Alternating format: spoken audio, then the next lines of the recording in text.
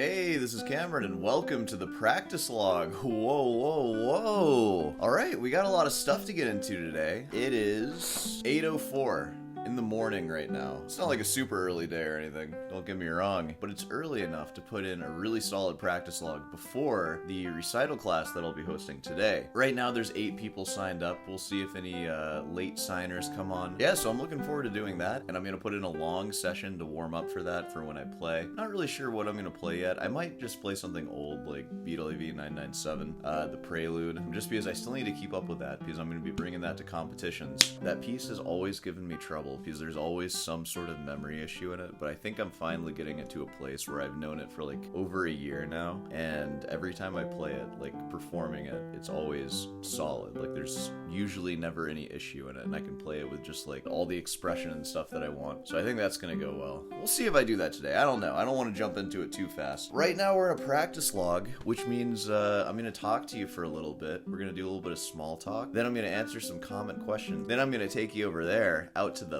back, and then I'm gonna practice for you. And then I'm gonna speed it all up, and it's gonna make you feel bad about not practicing, and then it's gonna make you practice. And that's how this whole thing works. It's the practice economy, baby. We're trading in our Ooh, that was my alarm to wake up. Too late.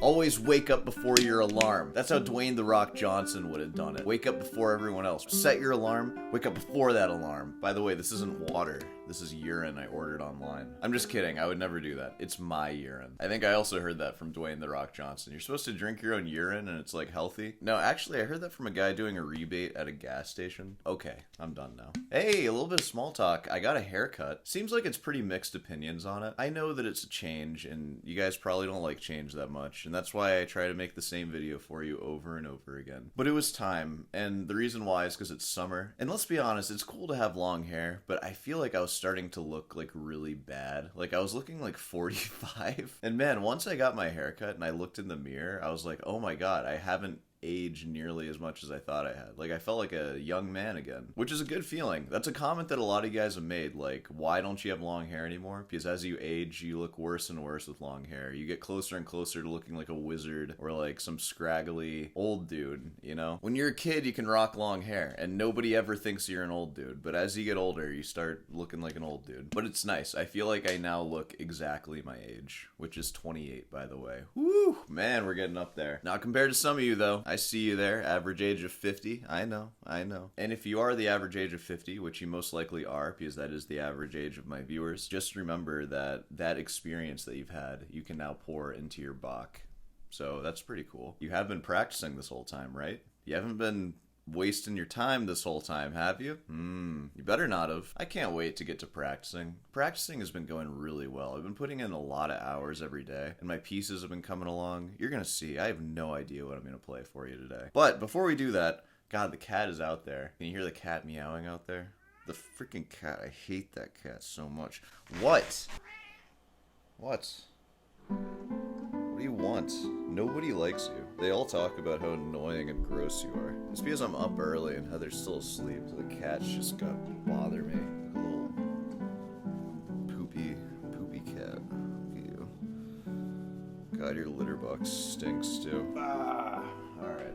Get out of here. Cat is gone. Thank God. Let's answer some comment questions now, and then we're gonna get to our practice, shall we? Okay, a lot of the questions are about my hair. Let me just read a bunch of them right now. Did Walgreens make you get a haircut to keep your job? No, I'm just a different person. I told you my channel's been bought out by Machinima. I'm the new host. Hey, my name's also Cameron. Are you intentionally trying to look like 1970s Eric Clapton, or is that just a lucky break? Are you saying it's a lucky break because it's like dope to look like him, or as I do right now? Yeah, dude. No, I'll tell you exactly what I did. Since I've been documenting a lot of my life for the last like 2-ish years, a little more than 2 years actually, and at the start of this YouTube channel, I had like a fresh haircut, like just short hair, classic dude haircut, and then we watched that grow all the way to like beyond shoulder length long hair. I've seen all stages of my hair growth from like nothing to like super long hair. So all I did was just go through my old videos and then just find the length that I liked. So I showed the barber this picture right right here, which is from about a year and a half ago, and then that was pretty much it. Why did you do that to yourself? Because it's getting hot, and I just didn't like it anymore, and that's why. And it's still kind of long. Like, I still expect rock stars to grow their hair out. I'm not saying that that's not a thing anymore. It's still kind of long, and it's gonna grow out again, and it's gonna be fine, alright? Alright, let's get to some actual comment questions now. So this is a question on the last video that I put out that was on the best guitar player, and I had a whole big spiel on entertainment versus talent and how they're not codependent whatsoever, which is obvious, right? That's why the actual best guitar players have like 500 views on YouTube, and you've never heard their name before. And they're just playing in a dark room, and they are better than anyone who has ever lived ever. And,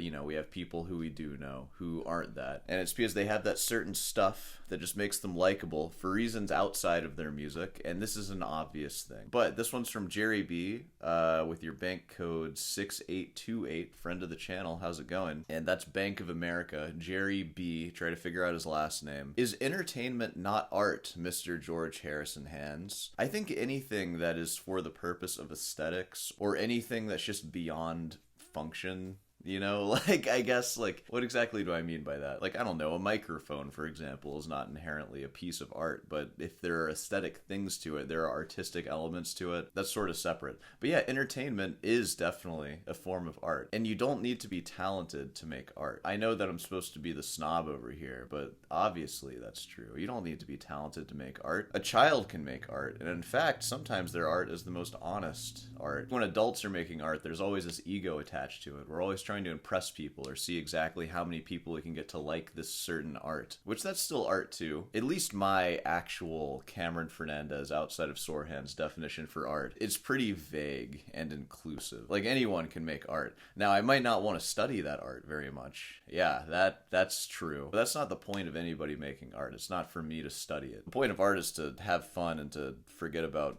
death for a little bit and pass time. And it's just to have something to do with your day, to stop you from freaking out about whatever it is you might freak out about if you sit alone with your thoughts a little too long. But yeah, alright, next question. Here we go. This one's from Carl Rieger LK2NT, friend of the channel. How's it going? Why doesn't classical music have riffs? Without riffs, what's there to headbang to? I feel like it would help to answer that question if we define what a riff is and maybe talk about what classical music does. I should know what a riff is. I feel like I'm kind of riffing on this definition here, but it's something that happens in rock music, and it's a repetitive like statement that sort of repeats throughout the song, at least in certain parts, like maybe on the verse or whatever, and it's just generally an identifiable guitar part. And what allows you to headbang to it? Well, it probably has to do with the driving rhythm that rock music usually has, the driving non-stop rhythm, and everyone's kind of playing to a click with these strong accents. And this isn't the case all the time, but I feel like usually there isn't much slowing down or speeding up, and you keep this constant moving force. Of course, that's not always going to be the case. You can listen to more complex like rock bands, like if you're listening to Queen, I bet they're gonna have like accelerandos and stuff in them. But if you're listening to 3 Days Grace or something like really hard rock, dad rock, there's probably a click throughout the whole thing, and there's not much like timing nuance in there. And I would say that 3 Days Grace and then heavier metal stuff is like, that's optimal headbanging music. You wouldn't like headbang to Queen as much. Well, I say that, but actually Bohemian Rhapsody and Wayne's World that's a famous headbanging song, but only in one particular place. It's where the rhythm starts driving and there is like a guitar riff coming in and they all start headbanging to it. And that song, I feel like, is kind of more reminiscent to how classical music works. If you're listening to a symphony or something, there's no driving riff that goes on throughout the entire piece. So yeah, headbanging to like an entire movement of a symphony probably isn't going to happen so much. Classical music, though, is made up of themes and melodies, and oftentimes there's going to be a more like driving, hard-hitting melody and then a more soft, like beautiful lyrical melody. So maybe just wait for the hard driving melody, you know? So yeah, like it doesn't have riffs per se, but you can still headbang to classical music, just not the whole thing. Same thing when you're listening to Bohemian Rhapsody. You're not gonna headbang to that whole thing. Like the intro to that, you're gonna, is this the real life? No, like of course not. You're gonna sit there and listen to it and enjoy it and then wait for the rock to come in, the riff. Now that's true for symphonies. A lot of the pieces that I play on guitar, they do kind of have one idea to them, especially the suite that I play. When you listen to the prelude of that, like there's more than one idea, of course, but the general vibe is the same. There's no like slow part where it opens up and becomes more lyrical or anything like that. It's constantly developing this first idea of bum ba da dee da da dum, and the 16th notes just keep going, and that's one of the ideas, and it just kind of develops several ideas like over and over again, pretty thoroughly, which I feel like that piece you could headbang to pretty easily. And then I have bigger pieces like Folius variations. There's some variations that you would headbang to, and maybe the slower ones you wouldn't headbang so much. So to conclude that, I would say classical music, it tries to represent more in one piece of music, but I would also say that if you had a really good rock album, if you treated the entire album, like played all the way through as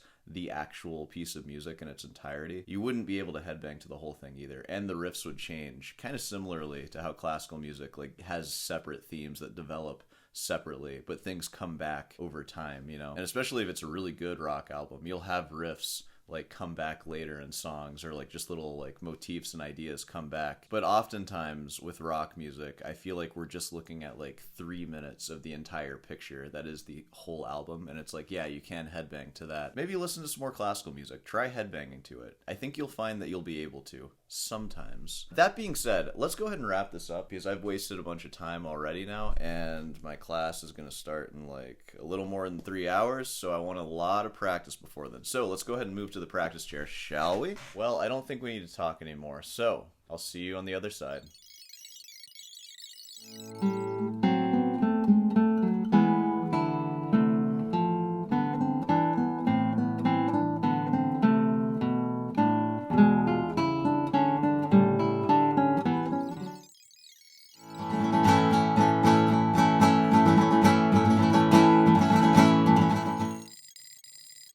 It's only been like an hour and a half or a little bit longer, but I have that class at 12, like I said, so I want to go ahead and wrap it up so I can eat some breakfast or something, kind of rest beforehand. So let me go ahead and bring you closer, and I'm going to play some stuff for you. Alright, so today I'm going to play Beatle V997, the Prelude, and then I'm going to play what I have of the Fugue, because I've made quite a bit of progress on that. So this is going to be kind of a long one, so buckle up.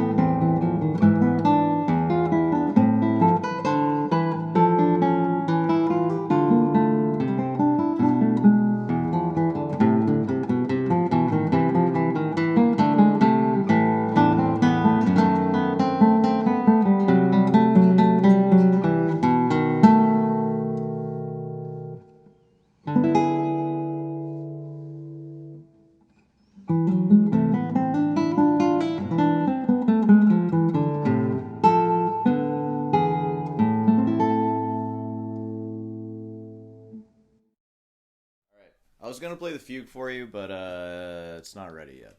It's not ready. I made a lot of progress on it, and I'll play it next time. But for now, my class is starting in an hour, so I want some time to hang out and not play guitar for a little bit. So let's go ahead and wrap this one up here, shall we? Oh, by the way, the Prelude. You know, there's like still some errors in it. Like, it's been kind of on the back burner, if you will, because I've been working on a bunch of other music, as you know. But I don't know. I'm just trying to keep up with it because I think that's going to be like critical competition rep for the next year, so I want it to be really good. Alright, I think we can go ahead and wrap this one up here. Hey, of course, if you made it this far, be sure to subscribe and leave a like. Hey, there'll be a link for the next recital class, so be sure to sign up for that. I think for this one there's going to be like 9 or 10 people, so you know, it's a pretty good crowd if you want to try out some of your classical rep, of course. Rootin's Delight, there's a sale right now, 15% off, so be sure to pick up some stuff from Rootin's Delight. And yeah, alright, well, I'll see you in the next one.